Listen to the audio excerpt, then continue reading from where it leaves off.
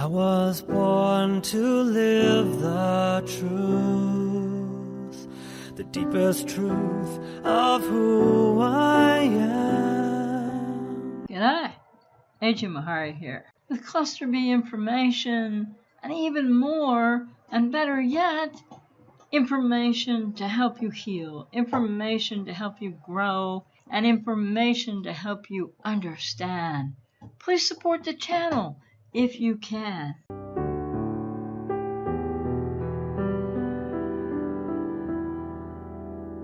What is borderline rage?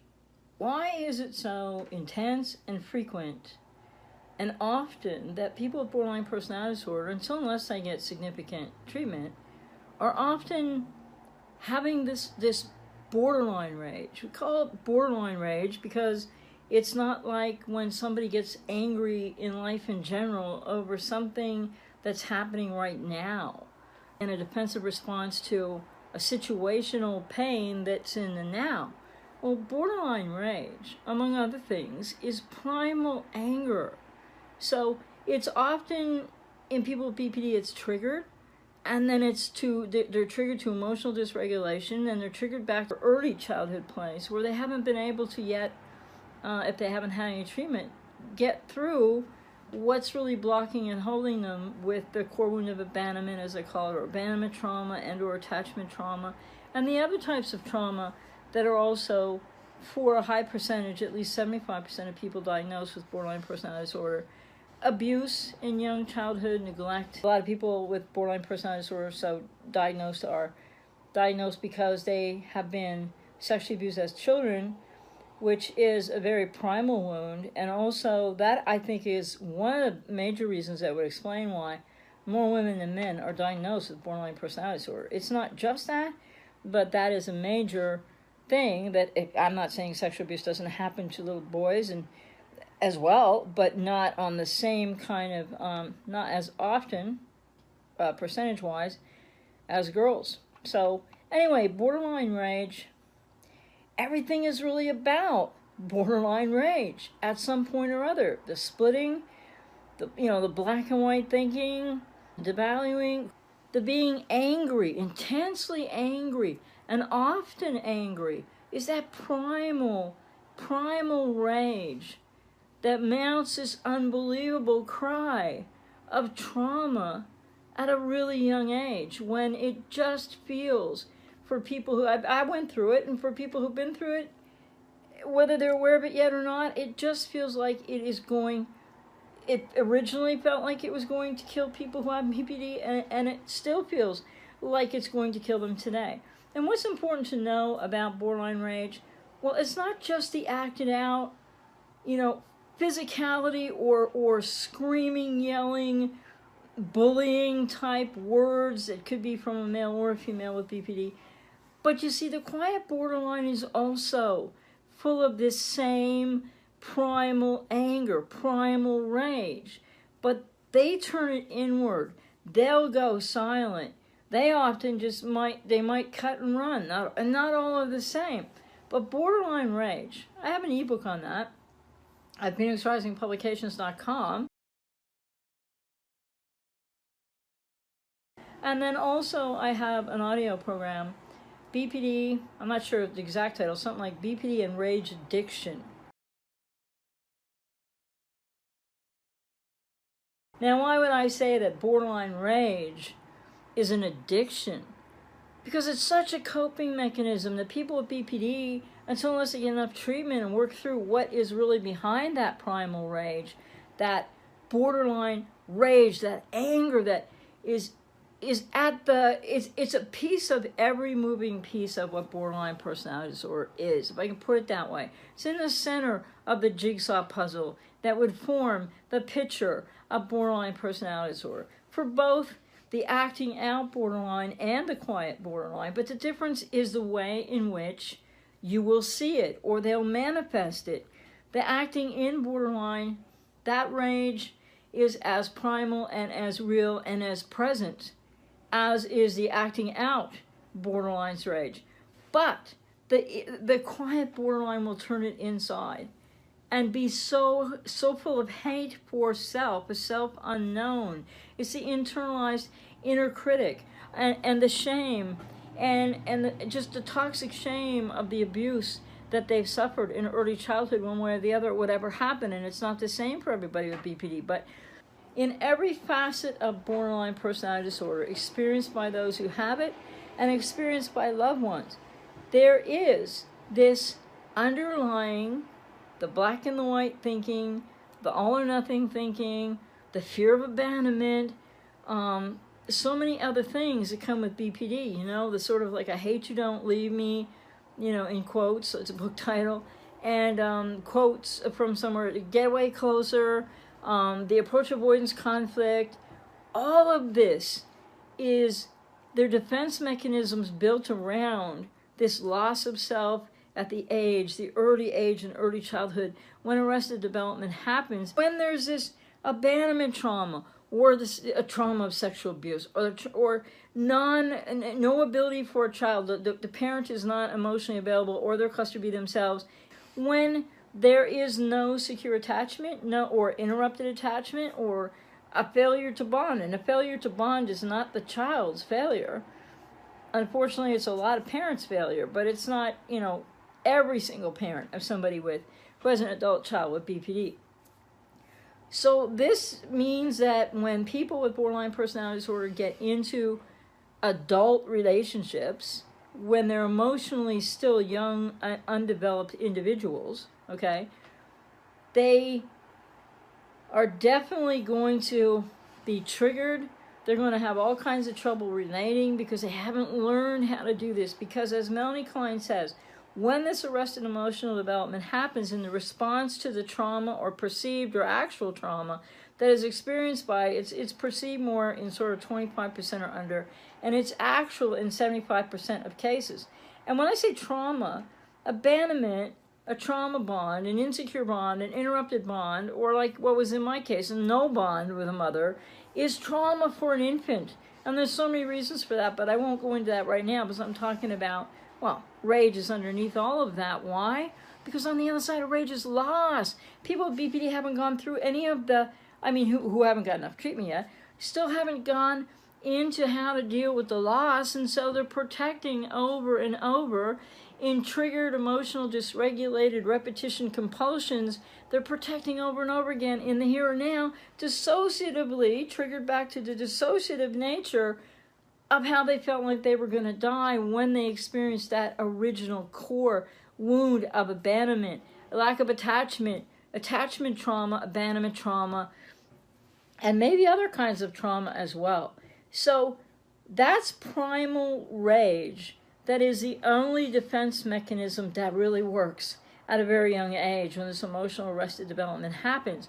So make no mistake about it, people have borderline personality disorder one way or another, perceived or actual even, just to cover all scenarios, have experienced trauma. Okay, so they've experienced trauma, and I think as other people know that might have experienced trauma in different ways, it's hard sometimes not to end up, when you're triggered to your trauma, PTSD, complex PTSD, that you might hurt someone in a moment, and I'm not comparing the two, I'm not saying it's exactly the same, but my main message here is that underlying every aspect of borderline personality disorder, it comes from this loss of self, the emotional arrested development from, abandonment trauma, attachment trauma, other kinds of trauma like childhood sexual abuse, etc., and many other different things.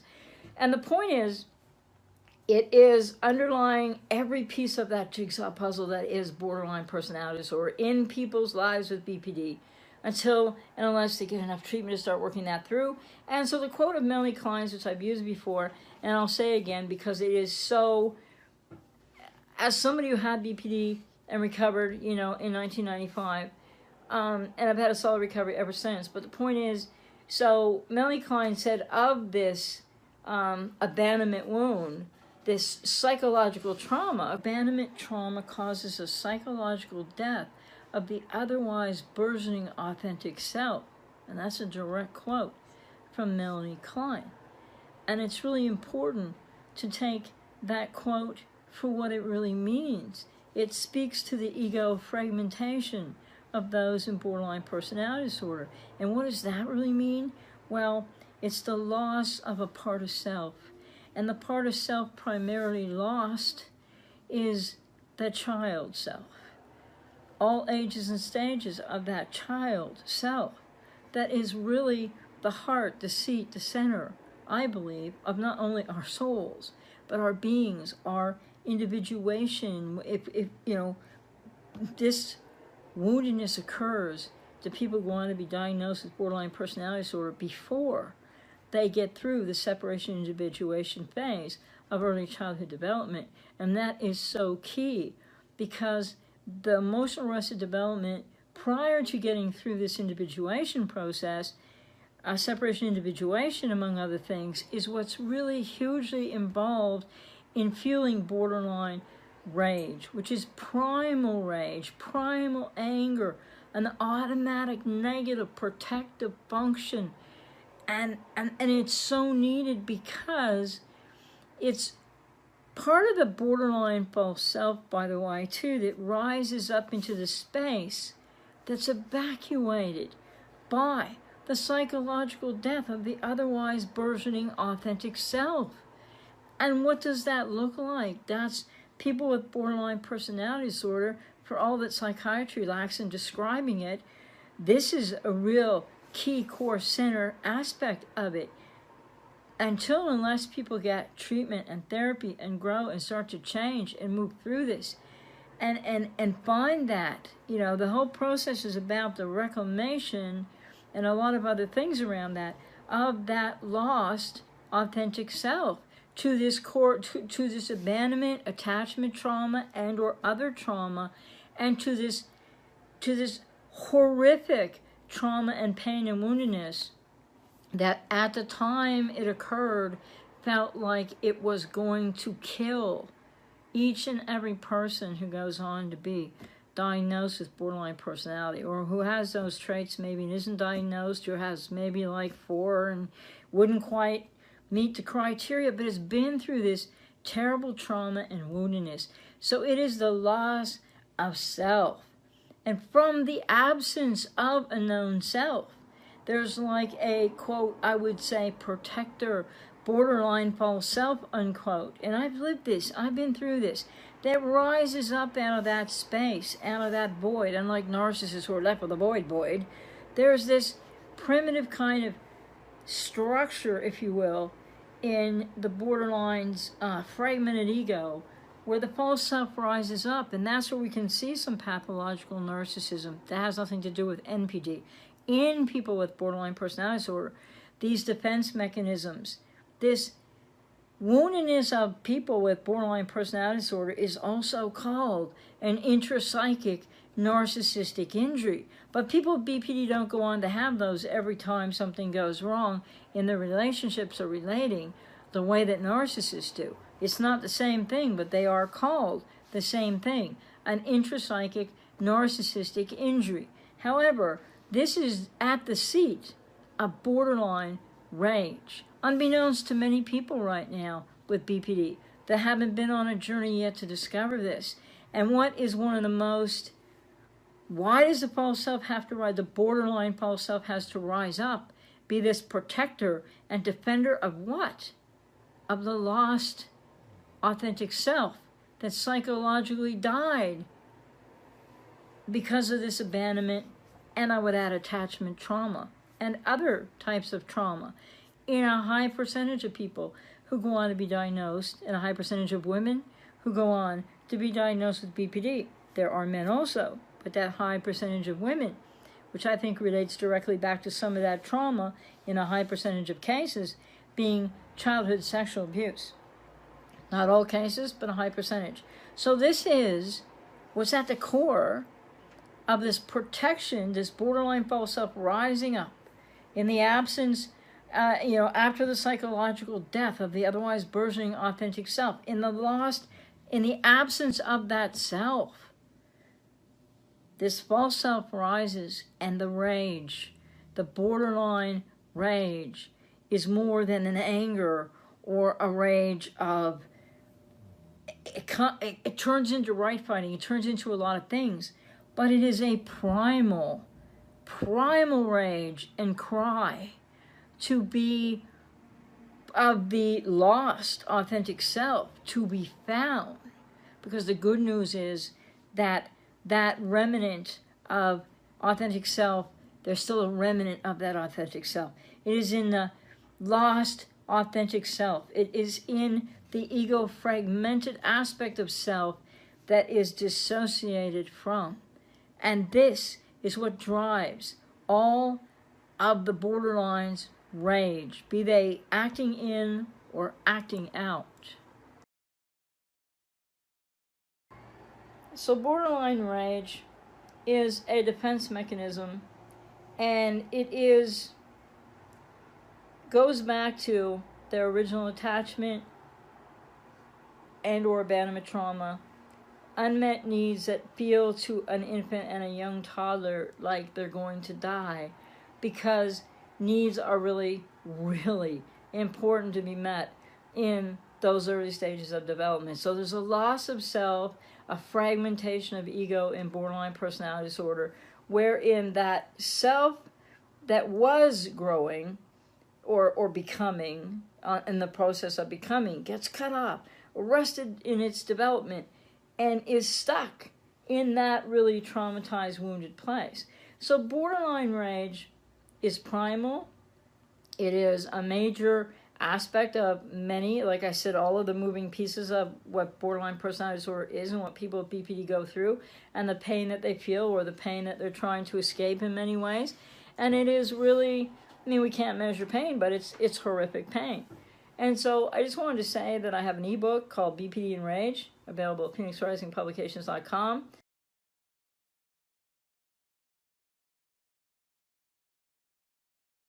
Wherein I really describe, and you might want to get the ebook, it really goes into it in detail, that borderline rage is an automatic negative protective reaction.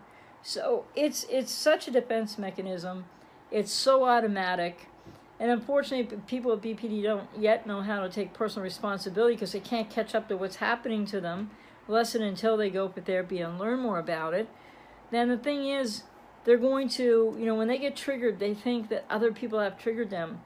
They think that it's other people's fault because initially, except for the perception part of 25%, I don't want to blame those mothers, but it's like it's not the child's fault. So people with BPD experience having been victimized somehow, either actually or in a perception that makes the perception as real as the actual. And so borderline rage underlies all of that. And again, at phoenixrisingpublications.com, I have the book BPD and Rage that you can also get with the audio program BPD and Rage Addiction.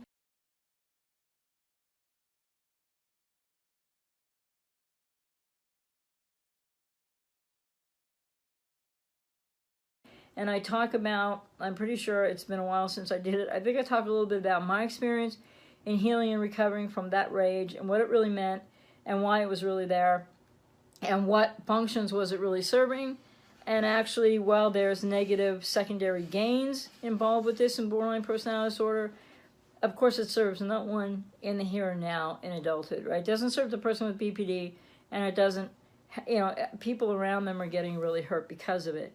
So, and so borderline rage is primal and is a part, like I said, there's this puzzle. Think of that BPD as this puzzle, and putting the puzzle together.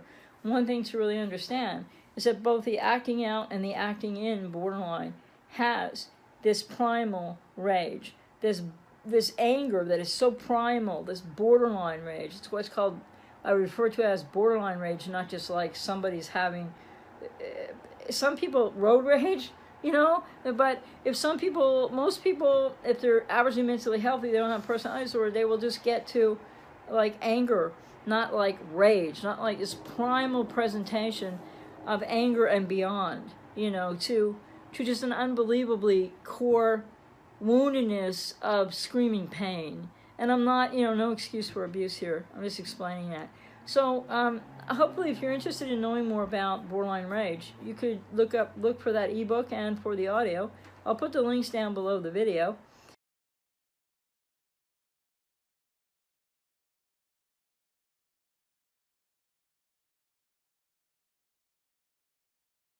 And it's really important people understand I'm not making excuses here for people with BPD, because the unfortunate thing for people with BPD is you didn't ask for BPD. You didn't ask for whatever the causation and the different things were in your life, in your environment, in your family of origin, what you perceived or what actually happened to you or didn't happen for you in bonding and attaching. You didn't ask for that at all. And so there's this real sense of unfairness about it, because now, once you become an adult, as I found out when I became an adult many, many moons ago, you have to take responsibility for it. And there's nothing fair or just about that. But the thing is, that's why people with BPD are still right fighting and trying to avoid the pain and trying to, like, not getting help and trying to escape the pain, or just having these relational, repetition, compulsion, breakdowns in relating and ruptures in relationships over and over and over again. That's the most painful thing in the world. And so all the pain that is involved in the journey of recovery is at least you, if you have BPD, learning how to let go of that each step of the way. And everything about BPD recovery is looking to find that lost, authentic self. And so borderline rage is present in both the quiet borderline and the acting out borderline, different manifestations of it. It's a primal wound. It's a defense against a primal wound. And on the other side of that rage, that borderline rage, is an incredible, painful, very young and palpable and very scary, because it feels to people with BPD like it's going to kill them, loss. And that's what people with BPD need to really get into processes to be able to deal with, among a lot of other things. And I do work with people who want to get help and recover from borderline personality disorder. So I hope that you'll check out the ebook or the ebook and the audio.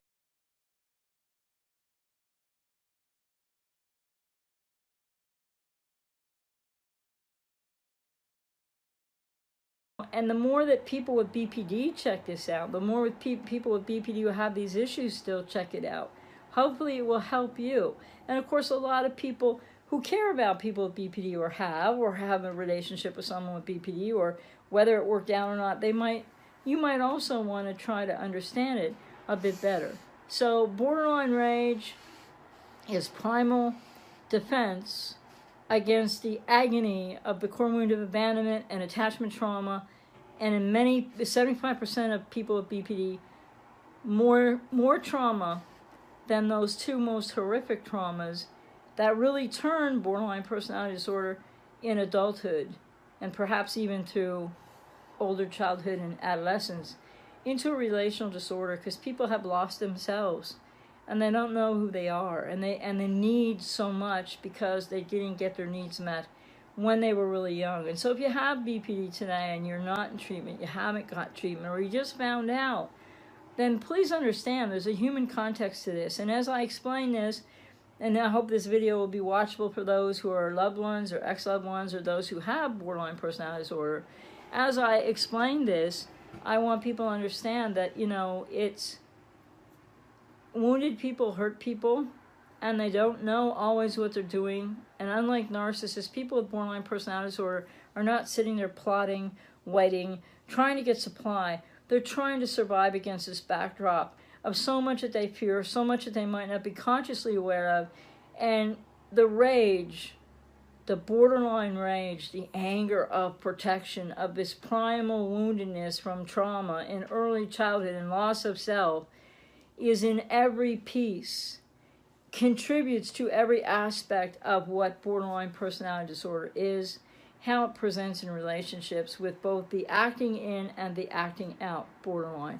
So I hope that was helpful. And if you do have BPD, I hope that if you haven't sought treatment yet, you will. And if you've tried before and had a lot of, things go wrong, or I'm not saying it was your fault, you need to try again, because you really can recover from borderline personality disorder. And I'm out here to work with people. I'm somebody who knows exactly how you feel, because I've been there. And I help people with BPD to recover. And obviously that's probably not every single person I've ever worked with BPD, but a high percentage. And so if you're really willing to work and you really want to do something with someone who knows how you feel, who's been there and recovered, and like myself, and who knows the human context of this and isn't going to pathologize you, just know I'm out here. So anyways, I hope this video was helpful. Take care.